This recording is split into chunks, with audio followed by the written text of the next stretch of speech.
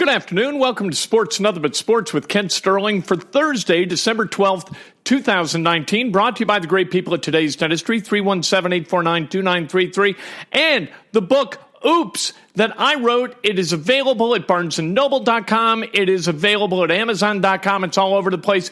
Just search Oops Sterling, and there it is. 37 chapters of mistakes and adventures, all with lessons. What screw-ups have I authored, and what did I learn from all of them? That's what this book is. Order it for Christmas. Let's go. It's finally available, and I could not be more happy about that. I'm also really, really happy with the Indiana Pacers because I got to tell you, my philosophy on basketball is that it's a group activity. It's not a single activity. It's not James Harden pounding away and finding a way to create enough shots that he can score 55 or 60 points.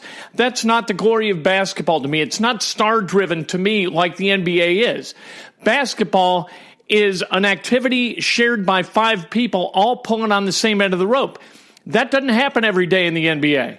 But with the Indiana Pacers, it does. And I love watching them play. I went to Bankers Life Fieldhouse last night with my lovely wife, Julie. We had a hell of a time watching the basketball. Not only was Red Panda the halftime act, but we had a great time watching this team play. And one of the guys that we really enjoyed watch play was Justin Holiday. Justin played 32 minutes last night. He scored 17. He had 6 rebounds, 3 steals, just 1 turnover. He was absolutely terrific. At Pacers practice today, I caught up with Justin Holiday. Justin, I was at the game last night. You guys are really fun to watch. Is it fun in the moment as you guys play a game like that? Is it enjoyable or is it just work? No, it's enjoyable for sure. It's work at the end of the day, but we're having a good time out there, especially when we get the crowd into it like that and we're flying around. It's a lot of fun. It seemed like there was a level of intensity that kind of jumped up during the game, especially in the fourth quarter. You guys didn't turn it over. A lot of made field goals. You and your brother combined, I think, for 20 in the fourth. Is that who you guys are? Are you guys good finishers? That's what we want to become. That's what we want to be. Only time will show that's what we do. But that's our plan. Coach talks about us, especially down the stretch, taking care of the ball, executing and elevating the game, a lot more than it was in those other games because that's when the winning time is. So, if we can continue to do that, man, I think we're going to be really, really tough to beat. Without getting you in trouble, talking about officiating just as a general thing, not necessarily last night, how do you guys predict what is going to be a foul call and what isn't going to be a foul call? I had trouble last night trying to figure that out. I mean, that's the tough thing about it. You can't really predict it. One, you got to understand refs are humans. And, the way I see it is a ref, good calls, bad calls, they're part of the game. It is what it is. So, yeah, now you're going to be upset if it's a bad call, but at the same time, there's nothing you can do about it. They make the call, it's over. Talking to your brother, like your brother got hot about a call last night, and you kind of put your arm around him and calmed him a little bit. It helps being a big brother in that kind of situation. Yeah, I mean, it could have been anybody. We just didn't need to take it that time, and I didn't know, again, we weren't sure what the refs were on at that point, so I was just trying to make sure I kept him and whoever else that could have maybe got upset from, getting a technical because those points in the ball back would have hurt us. Thanks, Justin. That's Justin Holiday. Again, last night, really good night, 17 points, 6 rebounds, 3 steals. The older brother of Aaron Holiday, as you might have surmised during that conversation. I also caught up today with T.J. McConnell, and T.J. McConnell is really interesting to me. He knows basketball. He is a gifted athlete by the standards of us as athletes. I'm not going to say he's not athletic, but his gift to an NBA franchise is his knowledge of the game and his ability to read the floor. I talked to T.J. McConnell about that today. T.J., when you've got the ball, it seems different, and it seems like you're setting up the defense to put your guy, your teammate, in a position where he can score, that your movement dictates what the defense does. You know where the defense is going, and you know where that void is going to be filled by your guy. Is it that easy? I think they just get to open spots. I'm pushing the ball, looking to get to the rim, and if someone steps up, I'm looking to pass the ball. And I don't want to say it's that easy. I'm just trying to get people the ball and not worry about anything else. They seem like they understand that if they cut correctly, you're going to feed them, and so it kind of becomes this nice self-perpetuating machine offensively. Yeah, I mean, I got to give all the credit to them. It's if they're going to the open spots, I'm just passing the ball to them, and they're putting the ball in the basket. All the credit to them. It looks like, and not to belabor this, but as you circle, you kind of catch the defense in your wake, and they know to go on the backside, and you're going to get – I mean, it seems like you watch it, and I see it, and I think, oh, this is what's going to happen. And then it happens. Is that up here? Is that between your ears, or is that just in the moment kind of improvisational? I feel like it's a little bit of both. Just been doing it and playing that way for so long. Just waiting for someone to make a mistake when I'm dribbling the ball, and when I see someone kind of stare at me and my guy cuts back door, that 1 second is the difference maker, and just getting guys the ball. Last night there was a lift with the second unit when you guys came on the floor. How conscious of that are you when you come in, that need to provide an energetic lift? Yeah, we're always saying to each other before we go in, let's provide this spark like we always do, and kind of be that difference maker out there as a unit. And credit to all the guys that are coming off the bench, especially the 4 other guys. They've been playing great. It seems like you're working on your shooting quite a bit, and it's getting better. How are you feeling about your shot? Good. I'm taking it day by day. I know I can shoot, and I'm going to shoot the open ones. But to me, I wasn't paid to come here to be Kyle Korver. I'm more worried about getting others the ball and playing defense and bringing energy, and that's going to be my mindset. Thanks, TJ. Appreciate it. That's T.J. McConnell. Really, really good dude. Really good player. Is very heady, understands the game. And when people play with a guy like that, they know how to get open. And T.J. McConnell rewards that knowledge and that activity by getting them the ball in a spot where they can score it. That's basketball. You go get baskets. You hunt baskets. That's what you do. Doug McDermott did that last night. He didn't shoot it great. Malcolm Brogdon did it last night. 15 for 15 from the foul line last night. The Pacers hit 30 of 36 foul shots, and that included 2 misses by Doug McDermott, and that does not happen very often. Right now, the Indiana Pacers, they're still in 6th place in the Eastern Conference. They never moved from 6th place. They're 16-9. They're 10-3 at home. That means they're 6-6 on the road, where they will be tomorrow night in Atlanta, and then they come home for a game on Sunday afternoon. And you know what? I'm going to start going to games. I'm not usually a big guy going to games. You go, it's kind of, you park, you got to worry about parking, you got to worry about traffic and that stuff. But in Indianapolis, more than any other city, Indianapolis really accommodates a crowd downtown exceptionally well. I didn't have any problem parking, didn't have any problem last night getting in, getting out. It was terrific. And when you leave, you get to hear Mark Boyle and Eddie White chop it up about the game. How could life improve from that? We were talking today, and I'll talk. The game Sunday is against the Charlotte Hornets. I don't know who the halftime is going to be, but I think the halftime, every single game should be Red Panda.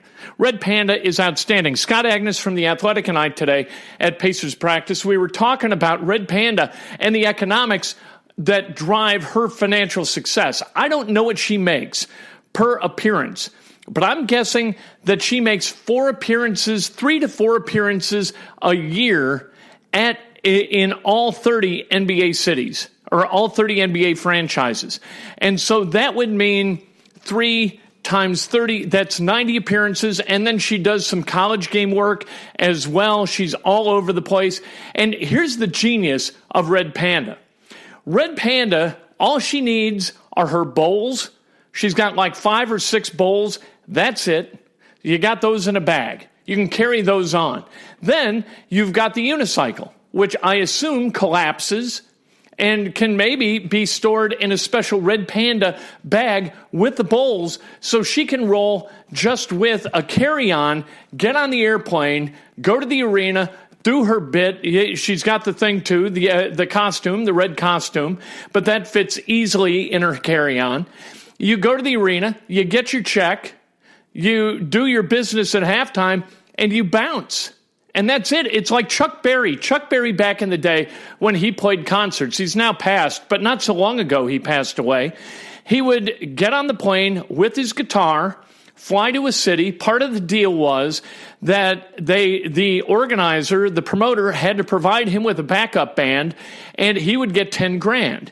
And if the backup band was good, he'd give 1,000 of it back.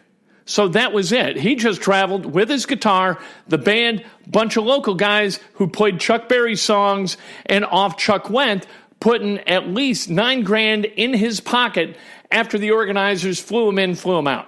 How about that? Young MC. Young MC, you've seen him in movies and stuff. He's the Bust a Move guy, right?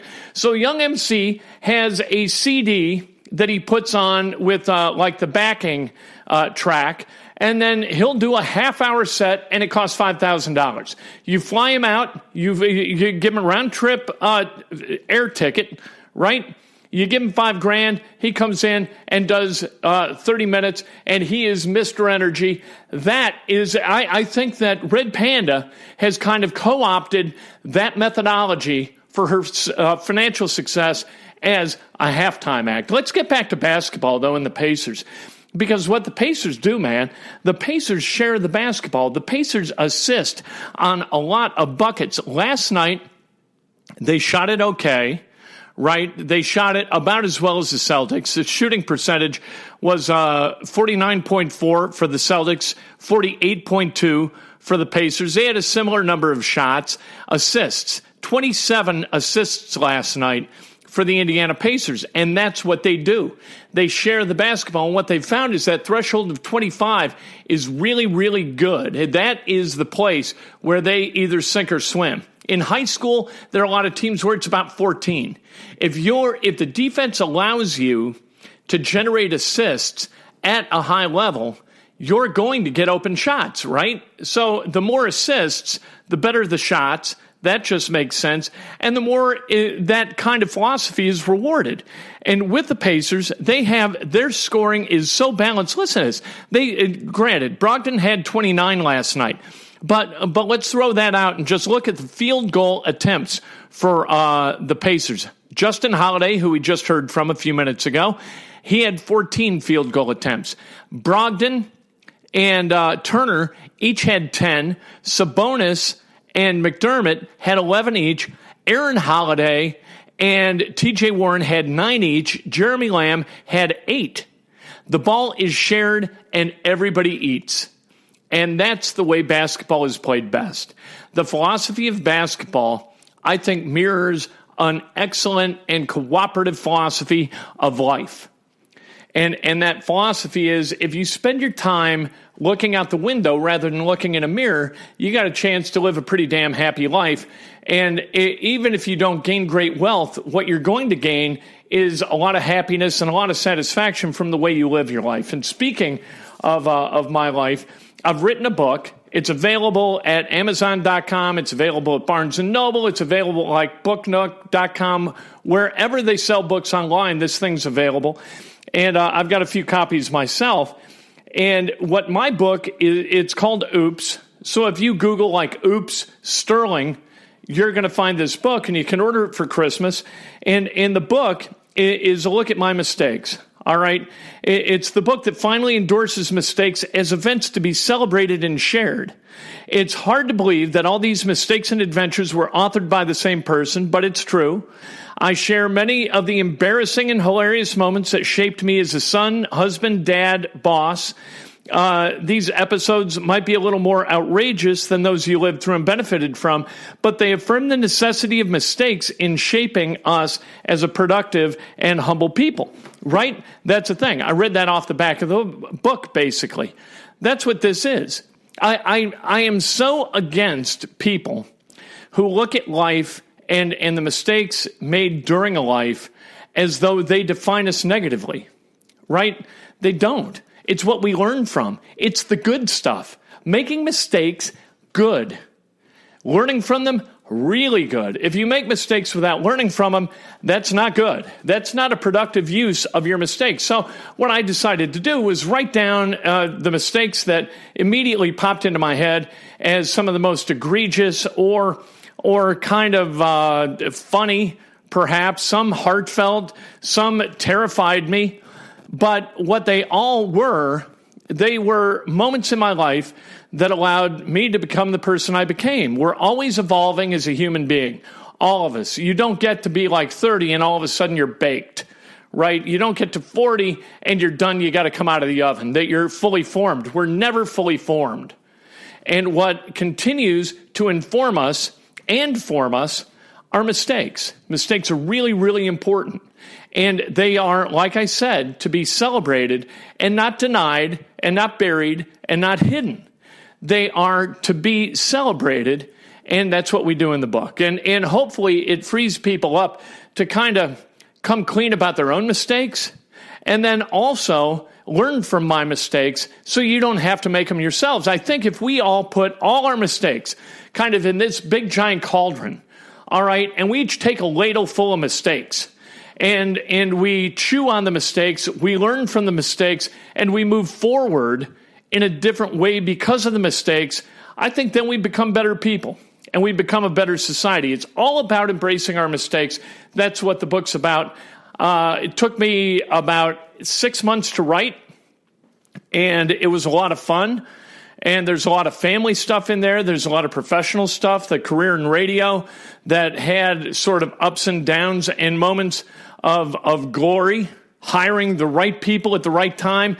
And then there's some moments in there where I could have made better choices.